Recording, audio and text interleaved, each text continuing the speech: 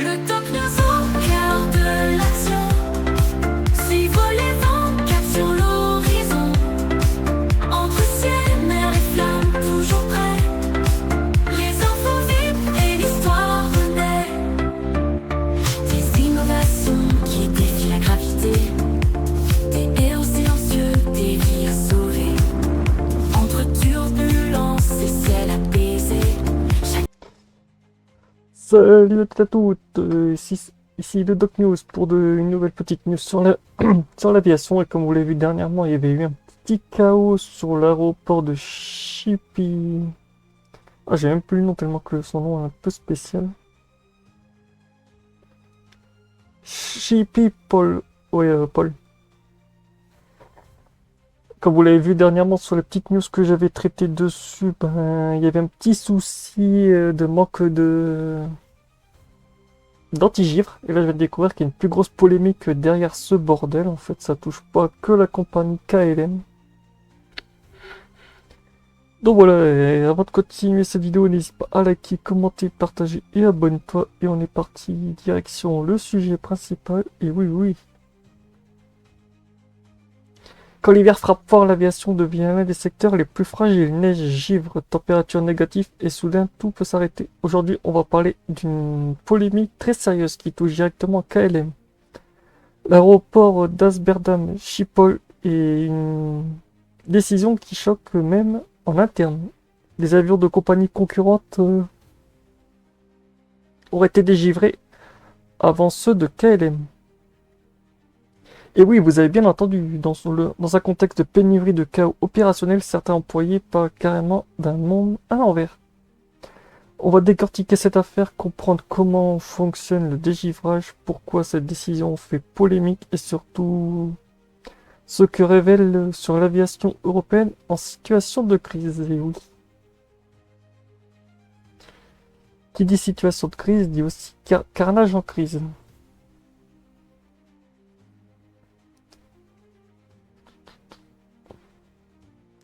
Depuis plusieurs jours, les Pays-Bas subissent un épisode hivernal intense. Neige persistante, température négative, humidité élevée, des conditions parfaites pour la formation de givre sur les avions. Et en aviation, le givre, c'est une tolérance zéro. Même une fine couche invisible peut dégrader l'apparence, fausser les capteurs, provoquer une perte de contrôle au décollage. Résultat, aucun avion ne décolle sans dégivrage. À Schiphol, l'un des plus grands hubs d'Europe, cela signifie des dizaines d'avions à traiter en même temps, avec des moyens limités. Le dégivrage, et oui, le dégivrage est un truc très coûteux, même ultra coûteux.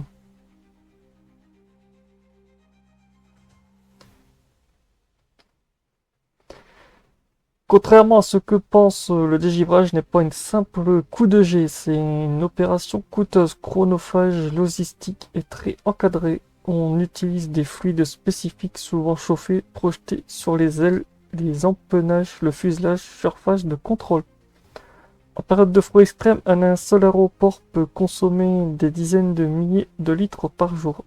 Et à Schiphol, problème majeur, les plateformes des givres sont limitées et elles sont éloignées des portes et soumises à des règles environnementales strictes.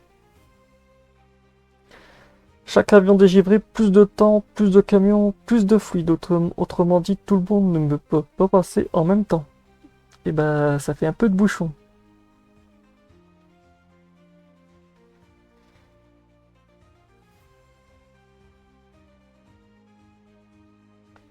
Et c'est là que la situation dégénère. Face à la demande énorme, les stocks de liquide de dégivrage fondent très vite. Conséquence immédiate, vol retardé, rotation impossible, équipage hors temps de service, avion bloqué au sol. Et des centaines de vols sont impactés, des milliers de passagers restent coincés. KLM, en tant que compagnie principale de Schiphol, est en première ligne et c'est précisément là, à ce moment-là, qu'éclate la polémique. Et oui. Faut bien une polémique, sinon ça serait trop beau pour être vrai.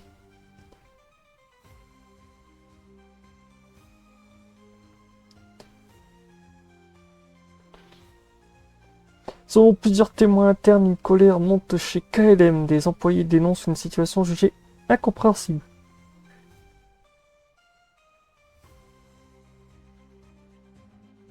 Des avions des compagnies concurrentes auraient été dégivrés avant ceux de KLM alors que la compagnie néerlandaise annulait ses propres vols. Pour certains salariés, c'est tout simplement le monde à l'envers. Le raisonnement est simple. Les ressources sont limitées. KLM est la compagnie nationale. Ce sont ces passagers qui restent bloqués. Alors pourquoi donner la priorité à d'autres compagnies? Cette décision est vécue par certains comme une trahison interne, une perte de contrôle opérationnel et un non-sens stratégique en période de crise.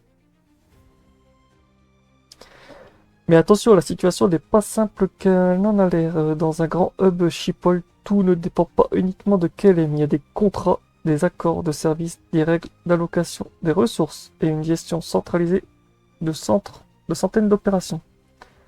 Le dégivrage peut être mutualisé, sous-traité, géré selon les créneaux fixés. Autrement dit, KLM ne décide pas tout seul.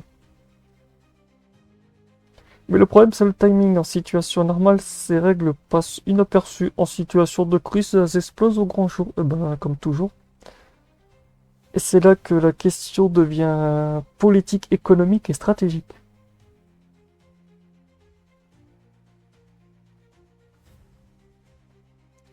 Cette affaire KLM n'est pas un cas isolé. Elle révèle plusieurs faiblesses majeures du système aérien européen. Des infrastructures dimensionnées pour le flux, pas pour l'exceptionnel. Une dépendance énorme à la chaîne logistique très précise. Des avions optimisés mais peu résilients. Quand tout va bien, ça fonctionne. Quand l'hiver frappe fort, tout se tend. Et la moindre décision qui dégivre en premier qui attend devient explosif. Cette polémique chez KLM pose une vraie question. Comment gérer une crise quand les ressources ne suffisent plus pour tout le monde?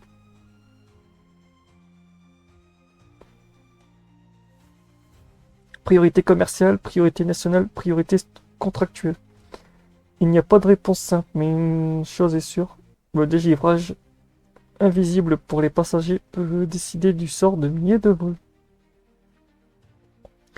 Dites-moi en commentaire ce que vous en avez pensé. KLM a-t-elle eu raison? Fallait-il prioriser ses propres avions? Merci d'avoir suivi le Doc News. Abonnez-vous, likez. À très vite pour de nouvelles analyses sur l'aviation.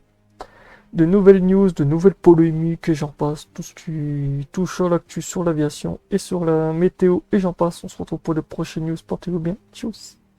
Ces ciels apaisés, chaque détail compte, rien n'est oublié.